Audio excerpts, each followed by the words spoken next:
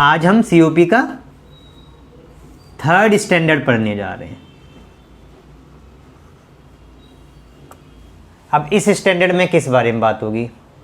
इसमें बात होगी, मेन फोकस रहेगा एम्बुलेंस।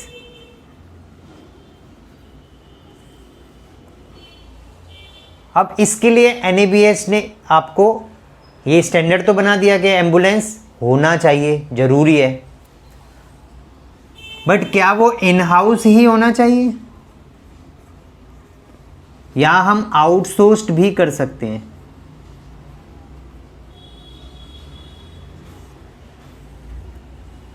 और बीएलएस होना चाहिए या एसीएलएस मैंडेटरी है?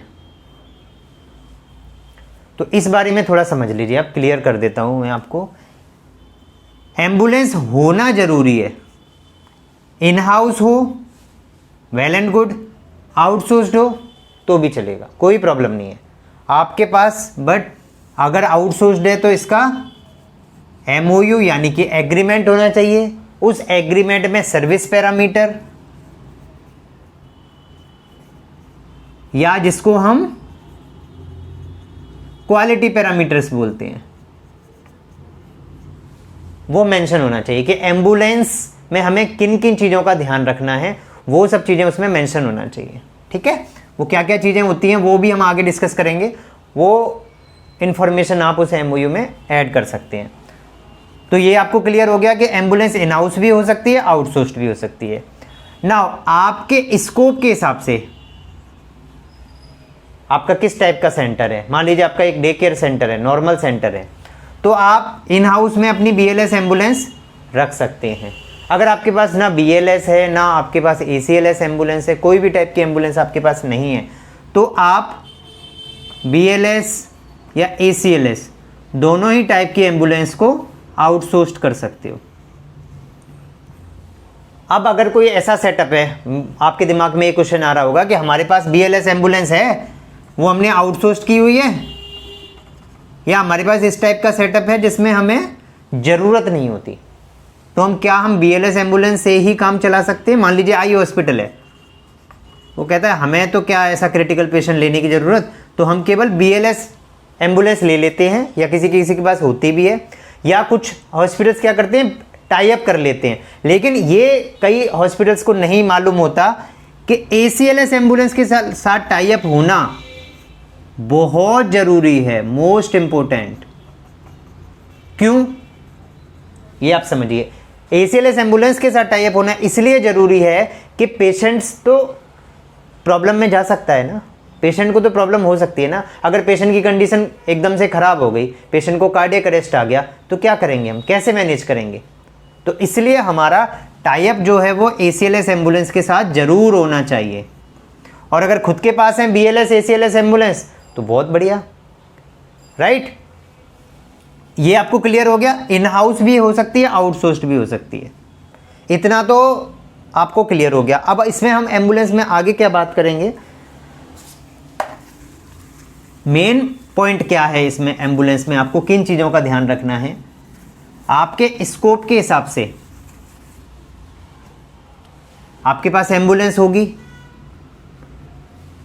तो आप बीएलएस, तो मैं रिकमेंड करूंगा कि सारे हॉस्पिटल्स का बीएलएस एम्बुलेंस तो कम से कम हो ही, ठीक है।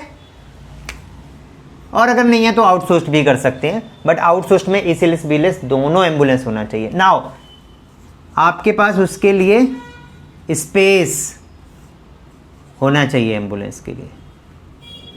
अब ये स्पेस से क्या समझते हो? मैंने आपको इमरजेंसी वाला स्टैंडर्ड पढ़ाया था, तो उसमें बताया था ना इमरजेंसी में क्या होना चाहिए, एम्बुलेंस कैसे पहुंचे कैसे निकले। तो पार्किंग एरिया,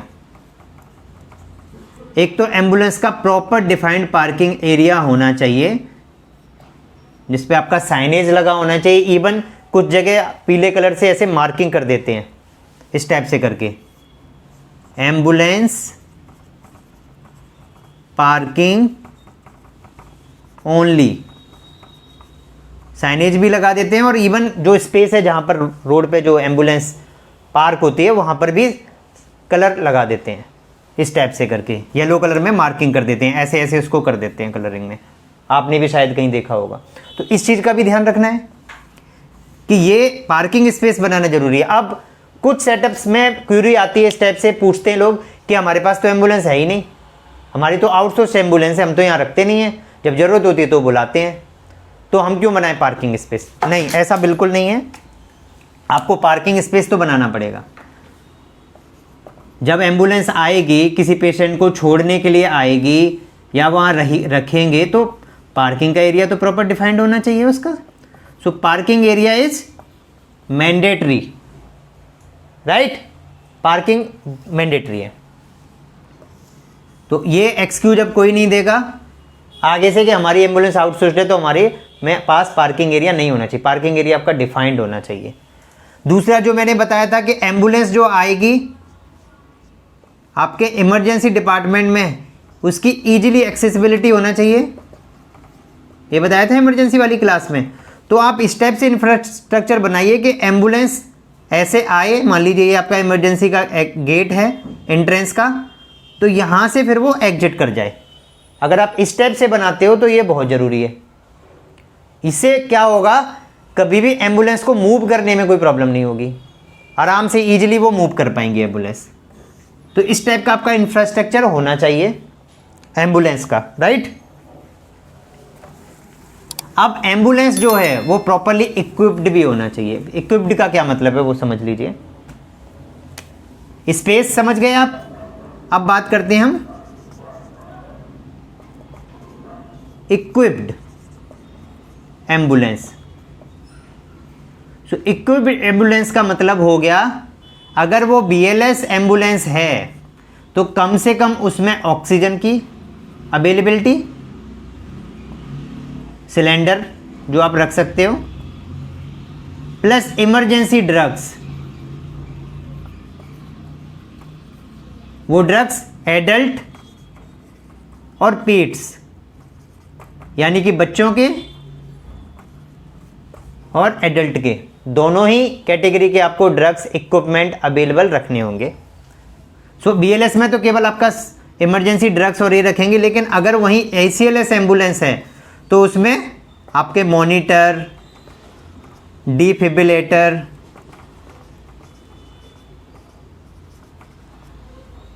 आपके सक्शन मशीन, बोलते हैं ना ACLS एम्बुलेंस मतलब चलता फिरता हॉस्पिटल एक तरीके से। सो इमरजेंसी के लिए इमरजेंसी ड्रग्स,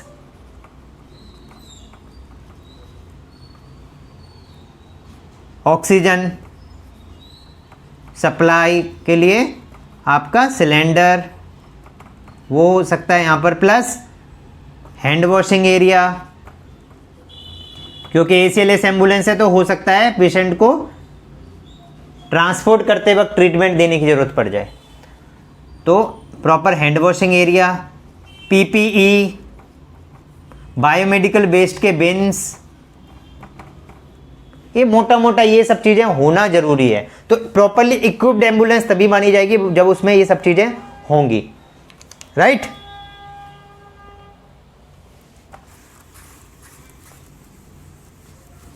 अब ये जो चीज़ें हैं, चाहे वो मैं बात कर रहा हूँ मेडिसिन की,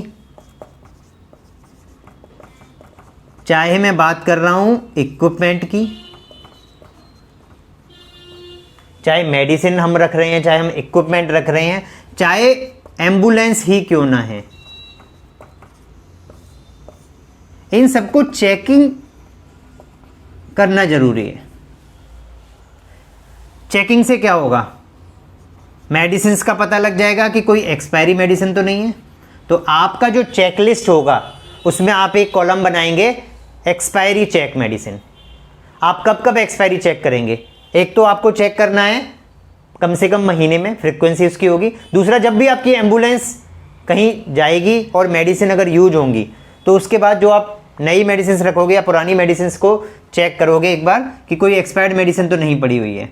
दूसरा, क्वांटिटी, आपने जो भी डिफाइन किया हुआ है कि हम एम्बुलेंस के लिए इतनी मेडिसिन रखेंगे, उतनी क्वांटिटी आपको हमेशा मेंटेन करना है। जब भी एम्बुलेंस गई कहीं पर भी तो आपको लौटने के बाद चेक करना है कि क्या उतनी क्वांटिटी अवेलेबल है या नहीं है, और मंथली तो आपको चेक करना है, डेली बेसिस पे भी चेक करना है, क्योंकि एम्बुलेंस तो कभी भी ज़रूरत पड़ सकती है।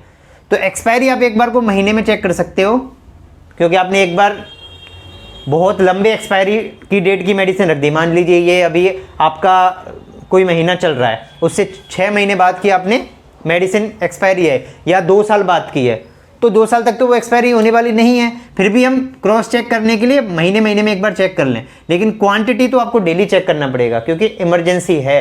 एम्बुलेंस कोई ऐसा मेडिसिन का प्रोटोकॉल नहीं है कि आपने मेडिसिन रख ली बस, अब उसकी क्वांटिटी बाद में देखेंगे जब जरूरत पड़ेगी, तो नहीं, आपको रेगुलर बेसिस पे चेक करना पड़ेगा। सो मेडिसिन की चेकिंग होगी, इक्विपमेंट की भी चेकिंग होगी कि क्या वो प्रॉपर फंक्शन कर रहा है। ऑक्सीजन का जो सिलेंडर है, क्या उसमें O2 एडिक्वेट लेवल की है, पर्याप्त मात्रा में ऑक्सीजन अवेलेबल है, ये चेक करना पड़ेगा। डिफिब्रिलेटर, वेंटिलेटर, जो भी आपके पास एम्बुलेंस में इक्विपमेंट है वो सब आपको चेक करना पड़ेगा। तो equipment checking and then ambulance checking. Ambulance में क्या चेक कर सकते हैं आप? सायरन, टायर प्रेशर, फ्यूल का लेवल। अब किसी ने एम्बुलेंस बुलाई, एम्बुलेंस डिस्पैच कर दी हॉस्पिटल से कि ठीक है आप पेशेंट को ले आओ, लेकिन किसी ने चेक ही नहीं किया था कि उसमें फ्यूल अवेलेबल है कि नहीं है। रात को कोई गया था, चुपचाप आके एम्बुलेंस रख दी, फ्यूल डलवाया नहीं, तो क्या होगा? पेशेंट को लेने एम्बुलेंस पहुंच ही नहीं पाएगी, या किसी को ट्रांसफ़र कर रहे होंगे किसी जगह पर, डेस्टिनेशन पे पहुंचा ही नहीं पाएगी। तो fuel level, coolant, so proper एक चेकलिस्ट होना चाहिए इन सब के लिए, जिससे ये एंश्योर हो जाए, ये कंफर्म हो जाए कि हमारी एम्बुलेंस जो है वो अवेलेबल है, रेडी टू यूज है। ठीक है, सो ये चीज़ आपको क्लियर हो गई। अब आप समझिए, स्पेस हो गया, एम्बुलेंस में क्या क्या होना चाहिए वो आपको समझ में आ गया, उसको चेकिंग करना है ये भी समझ में आ गया। अब एम्बुलेंस को ऑपरेट कौन करता है? कौन करता है ऑपरेट? Definitely driver. तो ड्राइवर जो है वो कम से कम BLS ट्रेंड होना चाहिए। BLS समझते हैं? Basic life support. इसकी ट्रेनिंग होना अनिवार्य है, यानी कि ड्राइवर को BLS की ट्रेनिंग होना जरूरी है, आना चाहिए उसको BLS। इवन जो टीम है, मान लीजिए कोई क्रिटिकल पेशेंट है और ACLS एम्बुलेंस जाती है, तो उसमें जो नर्स जा रही हैं या टेक्नीशियन जा रहे हैं या डॉक्टर जो जा रहे हैं, उनको भी BLS, ACLS की ट्रेनिंग होना जरूरी है, मैंडेटरी है। ठीक है, ACLS एम्बुलेंस है तो ACLS का ट्रेंड स्टाफ होना चाहिए, BLS एम्बुलेंस है तो BLS का ट्रेंड स्टाफ होना चाहिए। क्लियर है? सो ये हो गई आपकी ट्रेंड पर्सन्स की रिक्वायरमेंट आपकी। ठीक है, अब बात करते हैं हम एम्बुलेंस का इंपॉर्टेंट एस्पेक्ट, वो है प्रॉपर कम्युनिकेशन सिस्टम।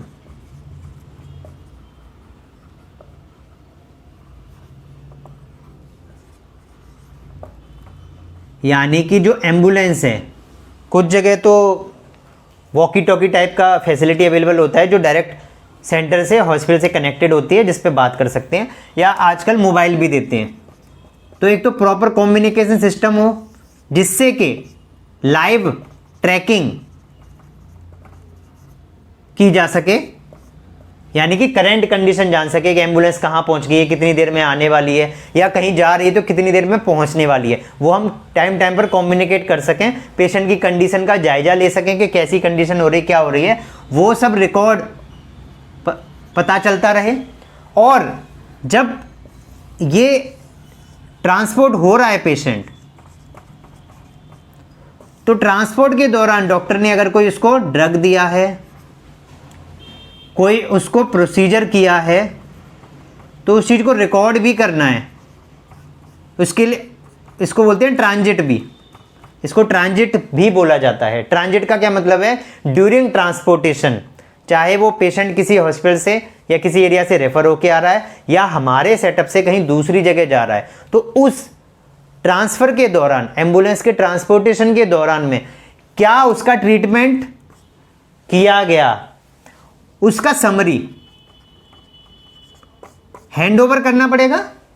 जो भी उसको टेक कर रहा है, ले रहा है, टेक ओवर जो ले रहा है, जो दे रहा है और जो टेक ओवर ले रहा है उसको उसका पूरा इन्फॉर्मेशन एक समरी बना के देनी पड़ेगी कि ड्यूरिंग ट्रांसपोर्टेशन ये ट्रीटमेंट हमने पेशेंट को दिया। तो ये भी एक इंपॉर्टेंट एस्पेक्ट है। एक तो प्रॉपर कम्युनिकेशन हो, कम्युनिकेशन में ये भी चीज आती है आपकी कि मान लीजिए एक फोन आया आपके पास, मान लीजिए एक फोन आया, मैं रिसेप्शन पे बैठा हूँ इमरजेंसी को, मेरे पास फ़ोन आया कि सर इमरजेंसी है, एम्बुलेंस चाहिए। तो मुझे नहीं पता, मैं नॉन मेडिकल स्टाफ हूँ, मुझे नहीं पता कि किस टाइप की इमरजेंसी क्या है, तो मैं किससे बात करूँ? ऐसा नहीं कि अच्छा इमरजेंसी है, मैंने कहा अच्छा ठीक है हम एम्बुलेंस भेज रहे हैं और मेरे को जो एम्बुलेंस फ्री मिली मैंने एम्बुलेंस भेज दी। नहीं, आपको कनेक्ट करना पड़ेगा कि किसको अथॉरिटी बनाया हुआ है जो एम्बुलेंस के बारे में डिसीजन लेगा। वो सीएमओ हो सकता है, इमरजेंसी का डॉक्टर हो सकता है, या कोई एप्रोप्रिएट मैनेजर हो सकता है जो ये डिसीजन लेगा कि एम्बुलेंस कौन सी भेजनी है, बीएलएस भेजनी है, एसीएलएस भेजनी है, साथ में ट्रेंड स्टाफ जाएगा या जरूरत नहीं है जाने की, ट्रेंड स्टाफ जाएगा तो बीएलएस भेजना है या एसीएलएस भेजना है। समझ रहे हो? ये आपको बहुत ज़्यादा जानना जरूरी है। तो कम्युनिकेशन में ये भी आता है कि फ़ोन रिसीव कौन करेगा, वो किससे कंफर्म करेगा। दूसरी एक और इंपॉर्टेंट चीज, रिसीविंग कॉल, डिस्पैच एम्बुलेंस। इसके अलावा एक क्वालिटी इंडिकेटर भी आप इसमें बना सकते हो, कॉल टाइम ऑफ रिसीविंग, मतलब कॉल कितने बजे आया वो टाइम आपने नोट कर लिया, और हमारी एम्बुलेंस कितनी देर में डिस्पैच हो गई, डिस्पैच टाइम। क्योंकि इसका भी एक टाइम फ्रेम बनाना जरूरी है। अब हम टाइम ही इतना लगाते हैं, 2 घंटे लगा लिए हमने ये कंफर्म करने में कौन सी एम्बुलेंस भेजनी है, इतनी देर में तो पेशेंट या तो कहीं और चला जाएगा या फिर कुछ और उसको प्रॉब्लम हो जाएगी।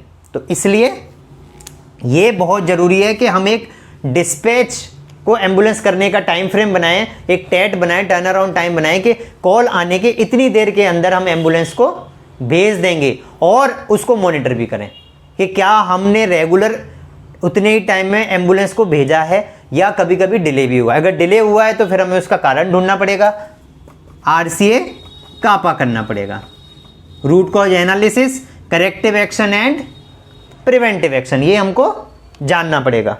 ठीक है, और क्या बचा है इसमें? एम्बुलेंस में एम्बुलेंस जो है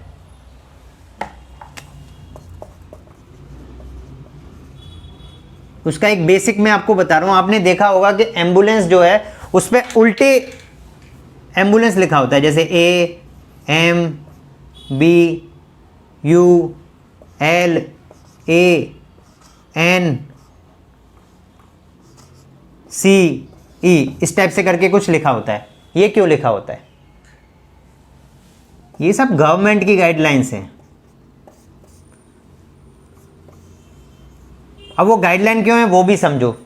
जैसे मैं ड्राइव कर रहा हूँ और आपको पता है कि जो शीशे में जो साइड ग्लास है उसमें जो दिखता है मेरे को पीछे का, वो कैसा दिखता है? उसका अपोजिट दिखता है। तो जब एम्बुलेंस उल्टा लिखा होता है तो मुझे शीशे में प्रॉपर एम्बुलेंस दिखाई देता है, तो मैं जल्दी से साइड दे दूँ, मुझे दिख जाए कि एम्बुलेंस है, समझ में आ जाए, इसलिए ये लिखा जाता है। दूसरी इंपॉर्टेंट चीज़ इसमें, एम्बुलेंस में क्या क्या जरूरी है, एम्बुलेंस के लिए क्या क्या लीगलिटी जरूरी है। क्या क्या जरूरी है मतलब, मेरा मतलब है लीगल चीजें क्या क्या जरूरी हैं। तो 5 चीजें हैं। अगर आपने इन चीजों को कंफर्म कर लिया तो इसका मतलब आपकी एम्बुलेंस में कोई लीगल इशू नहीं आएगा। एक तो आपका रजिस्ट्रेशन, प्रॉपर वैलिड रजिस्ट्रेशन होना चाहिए, यानी कि आपका जो व्हीकल है, आपकी जो गाड़ी है वो एज ए एम्बुलेंस रजिस्टर्ड होना चाहिए। ठीक है, उसमें लिखा होना चाहिए एम्बुलेंस। तो आपको अगर किसी का देखना है कि ये एम्बुलेंस है या नहीं है तो आप उससे आरसी मांगिए, आरसी में देखेंगे आप उसमें एम्बुलेंस लिखा होगा, एम्बुलेंस लिखा हुआ है, प्रॉपर वैलिडिटी चेक करिए उसकी वैलिडिटी कब तक है। अगर वो वैलिड है तो रजिस्ट्रेशन के तरफ से कोई प्रॉब्लम नहीं है। सेकंड थिंग, ये पहला हो गया। दूसरी चीज़ मैंने आपको 5 चीज़ें बताई हैं। 5 ये मोस्ट इंपॉर्टेंट चीज़ें हैं लीगलिटी चेक करने के लिए। इंश्योरेंस, तो एम्बुलेंस का आपको इंश्योरेंस चेक करना है, इंश्योरेंस की वैलिडिटी है तो ओके, कोई प्रॉब्लम नहीं है। Third important thing, PUC. PUC का मतलब क्या होता है? ये तो अपनी गाड़ी का भी कराते होगे, पॉल्यूशन अंडर कंट्रोल, मतलब पीयूसी सर्टिफिकेट होना चाहिए। चौथी रिक्वायरमेंट, फिटनेस सर्टिफिकेट।